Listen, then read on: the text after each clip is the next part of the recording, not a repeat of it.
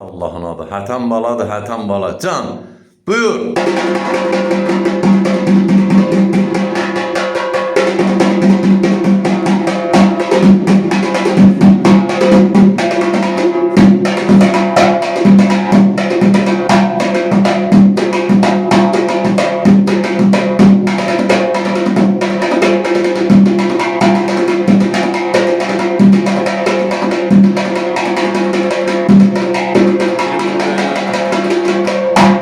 Şırtığımızı sıktı.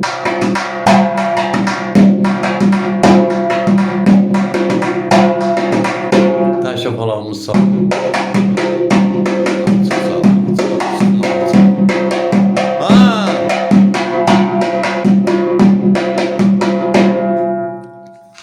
Bu Dubai Bala Məktəbi Gəncə. İkinci ayımız 27-sində tamam olacaq da. Eldəniz müəllimi yaşayış yeri, Gəncə şəhər iş yerimizdən yolçular, Mədəniyyət Sarayının qapısı xalqın ballarının üzünə çıxdı. Biz hazırıq qəbul eləyək. Nəyi biliriksə də. Tələbələrlə paylaşın. Bugün öyrəndiyin var idi, sollan tapa tap tapa tap. Onu çalacaq.